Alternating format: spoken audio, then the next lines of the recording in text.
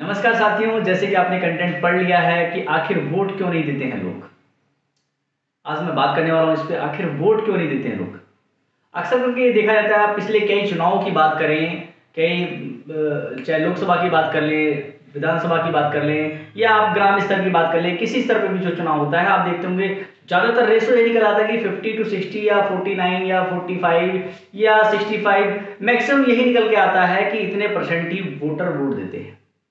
और बाकी के वोटर क्यों नहीं वोट देते, इसके पीछे रीजन क्या है। तो इसमें एक सर्वे हुआ था, बहुत पहले की बात है, बेगूसराय में एक सर्वे हुआ। तो वहां पे सर्वे में निकल के आया, कुछ लोगों से पूछा गया जिन लोगों ने वोट नहीं दिया, आखिरकार क्यों नहीं, आप वोट क्यों नहीं देते हैं, जबकि आपका ये अधिकार है और आप बिना बताए भी किसी को वोट दे सकते हैं। ये जरूरी नहीं किसी के आप प्रेशर में आप वोट दें, आप जिसको चाहें आप उसको चयन कर सकते हैं। तो आखिरकार उस व्यक्ति से पूछा गया, तो उस व्यक्ति ने बताया कि आखिर मुझे वोट देने से क्या फायदा होगा, मेरा क्या फायदा है। आज तो मैं इनको वोट दे दूंगा और ये जीत जाएंगे, जीतने के बाद ये गाड़ियों में घूमते हैं और हम तो उसी स्थिति में लगे रहते हैं। तो बात तो सही है कि मेरा क्या फायदा होगा, मैं पूरे दिन की नौकरी भी छोड़ूंगा, पूरे दिन की जॉब छोड़ूंगा और मेरी मजदूरी मारी जाएगी और आने जाना पड़ेगा, उसमें खर्च होगा और पूरे दिन लाइन में लगना पड़ेगा, पोलिंग स्टेशन पर वहाँ भीड़ होगी, तो बहुत समय मेरा खर्च होगा। और ना ही पोलिंग स्टेशन पर जो पोलिंग बूथ होते हैं वहाँ पर ना तो खाने की व्यवस्था, ना पीने की व्यवस्था है, ना ही धूप इतनी होती है और ठंडी मौसम या बारिश पड़ रही है कहीं पर, अलग अलग जगह की मैं बात कर रहा हूँ, तो वहाँ पर वो व्यवस्था उनके लिए सुचारू रूप से नहीं होती। तो मैं क्यों वोट देने जाऊँ।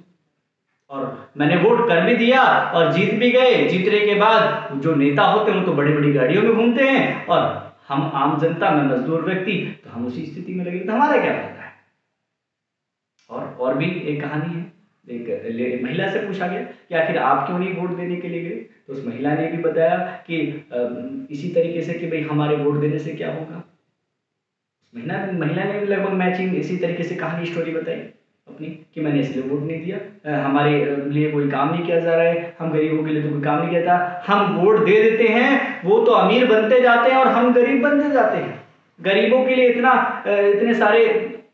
इतनी सारी पार्टियां हैं और पार्टियां सिर्फ गरीबों के लिए वादा करती हैं, वो अपने वादे पर नहीं मुकरती, अपने वादे पर ही नहीं रहती हैं, वो मुकर जाते हैं। उन्हें सिर्फ जब जब चुनाव करना होता है, जब उन्हें वोट की आवश्यकता होती है, तब तो हमारे वो दरवाजे आते हैं, लेकिन हमारे दुख सुख में तब नहीं आते हैं। तो ऐसे नेता को हमें चुनने से क्या फायदा, ये भी बात सही है। लेकिन तब भी मैं कहूंगा कि ऐसे जितने भी व्यक्ति हैं कि आप यदि वोट नहीं दे रहे हैं तो भी आप देश का नुकसान कर रहे हैं। आप वोट देने से जरूर चाहें।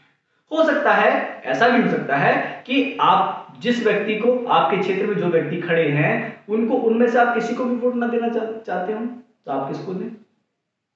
तब आप एक बटन आता है, नोटा का बटन आता है, जहां जो मशीन होती है, ईवीएम मशीन होती है, उसमें एक नोटा का बटन होता है, आप उस बटन पर क्लिक करें, उस बटन को दबा दें, ताकि इलेक्शन कमीशन ऑफ इंडिया को पता लग जाए कि भाई इनके लिए व्यवस्था हमें, कुछ ये लोग, यहाँ के लोग, ये कुछ लोग कुछ नया मांग रहे हैं, इन लोगों से सेटिस्फाई नहीं है। जब उसका रेशो बढ़ जाएगा तो अपने आप इस चीज की व्यवस्था की जाएगी। लेकिन हाँ, तभी मैं और भी इलेक्शन कमीशन ऑफ इंडिया से कहूंगा कि इसमें कहीं ना कहीं कमी सरकार की है कि आखिर वो लोग वोट देने नहीं जाते हैं, वो अपने महत्व को नहीं जानते हैं। इसकी कमी क्या है, इसकी कमी ये है कि जागरूक नहीं किया गया। आज पार्टियां घर घर अपने लिए वोट मांगने के लिए चली जाती हैं, लेकिन अपने मत का उपयोग, उनके अधिकार उनको नहीं बताती है, जन जन तक इन बातों को नहीं पहुंचाती है। उनके पोस्टर, बैनर, बड़े बड़े होर्डिंग, ये सब तो लग जाते हैं, लेकिन सरकारें कभी भी मताधिकार का सही उपयोग करना नहीं बताती हैं, उनके व्यक्ति के अधिकार को नहीं बताती हैं। उनके भी बड़े बड़े पोस्टर लगाइए, उनके भी बैनर लगाइए, ताकि वो समझ सकें अपने अधिकार को।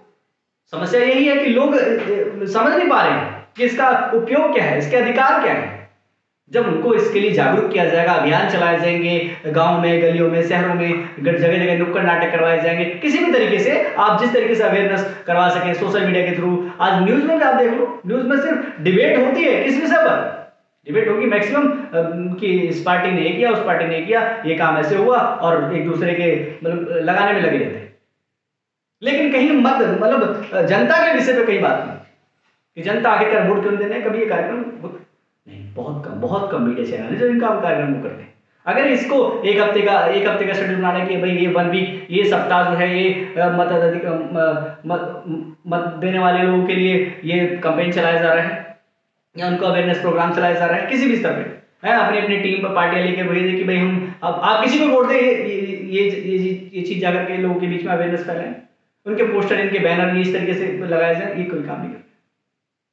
यदि इन कामों के ये काम मुझे लगता है कि इलेक्शन कमीशन इंडिया को कोई ठीक है कोई पार्टी नहीं कर रही, इलेक्शन कमीशन ऑफ इंडिया को करना चाहिए, क्योंकि इलेक्शन कमीशन इंडिया को क्या करना चाहिए उस क्षेत्र में जिस क्षेत्र का वो प्रभारी है, विधानसभा प्रभारी चाहे लोकसभा प्रभारी है या किसी भी स्तर पर प्रभारी, कोई भी प्रत्याशी है चाहे विधानसभा का प्रत्याशी चाहे लोकसभा का प्रत्याशी है, उस व्यक्ति से या पार्टी से एक फंड डिसाइड कर लेना चाहिए कि आपके एरिया पे इतना अवेयरनेस प्रोग्राम का एक्सपेंस लगेगा, ले लीजिए उसको अवेयरनेस करवाया जाए, क्योंकि इलेक्शन कमीशन इंडिया का काम है कि वो जनता को जागरूक करके वोट डालने के लिए पहुंचाए।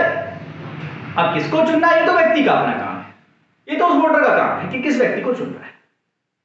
तो क्योंकि जितनी भी नॉर्मल स्तर की जनता है उन्होंने यही अनुभव किया है, उनको पता ही नहीं, सच्चाई है कि उनको अपने अधिकार के बारे में नहीं पता है कि उनका एक वोट पूरे क्षेत्र का विकास में बदल सकता है, उनका एक वोट कितना महत्वपूर्ण है कभी ये कार्य किया नहीं। तो जनता से मैं कहूंगा और जितनी पार्टियां उनसे भी कहूंगा कि अपने अपने क्षेत्र में इस काम को करें, और जितने भी ग्राम स्तर पर, छोटे स्तर पर या ब्लॉक स्तर पर, जिला स्तर पर जितने भी कार्यकर्ता किसी भी पार्टी के हैं वो इस काम को करें कि जनता के बीच में जाएं और जन को जागरूक करें, वोट डालने के लिए जागरूक करें, उनके अधिकार के बारे में बताएं, उनको ये ना शेयर करें कि इसको वोट दें, उनको ये शेयर करें चाहे सोशल मीडिया के साथ शेयर करें कि आप वोट डालने जरूर जाएं, वोट के अधिकार बताया जाए, आपके एक वोट का कितना महत्व है इस लोकतांत्रिक देश में वो उनको बताया जाए। तो जब उसको पता लगेगा कि मेरे इस वोट से काया पलट सकती है, मेरे इस वोट से विकास हो सकता है, तो व्यक्ति जरूर वोट देगा, उसके बच्चे का, उसके परिवार का भविष्य उससे ज्वाइंट किया जाए, उससे जोड़ा जाए, उसको बताया जाए, समझाया जाए,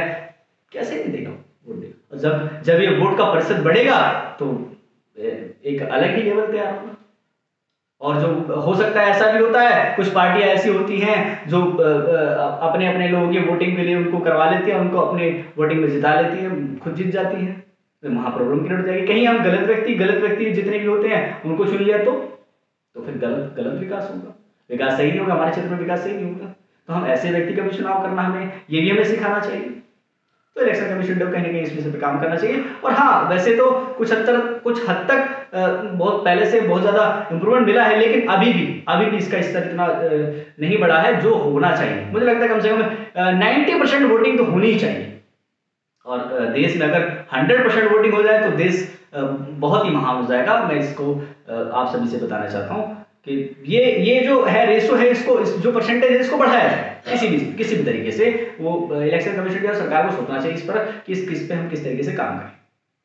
तो आज की वीडियो को यही समाप्त करते हैं, और आपसे जरूर कहूंगा अपने वोट का उपयोग करें, प्रयोग करें, इसको वोट डालने के लिए जरूर जाएं, अपने मत का उपयोग करें। धन्यवाद। मेरी वीडियो पसंद आई है तो वीडियो को लाइक करें, कमेंट करें और ज्यादा से ज्यादा अपने साथियों को शेयर करें। Thank you so much. जय हिंद, जय भारत।